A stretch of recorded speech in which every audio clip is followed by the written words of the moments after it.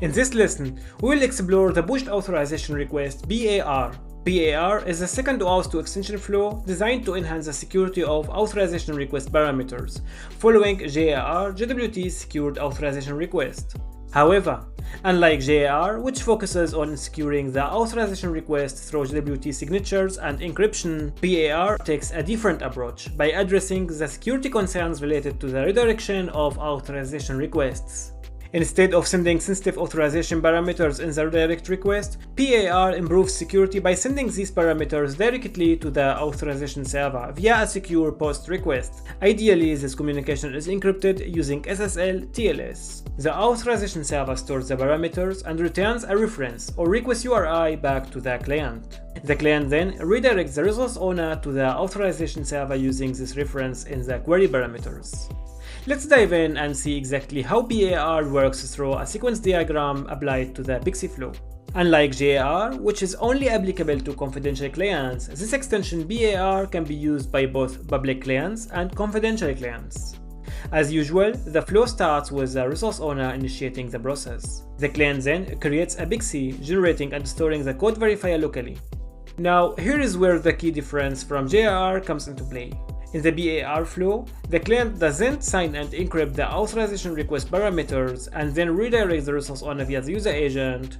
Instead, the client sends these parameters directly to the authorization server via a POST request. For that, it creates these parameters as a POST request payload.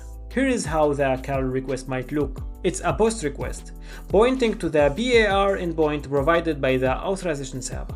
The client authenticates itself in the request header using HTTP basic authentication, where it includes the client ID and client secret. In the POST request payload URL encoded, the client provides all necessary authorization request parameters, such as scope, redirect URI, code challenge, and other related data.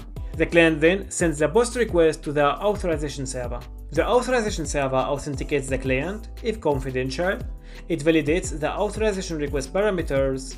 The server then generates a request URI, which is a short-lived reference to the authorization request. It stores the parameters and returns the request URI back to the client. Here is an example of how the response looks.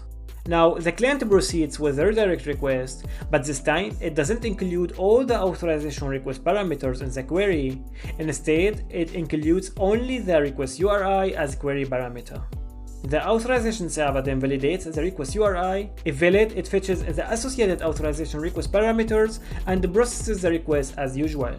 This includes authenticating the client, confirming scopes, and so on.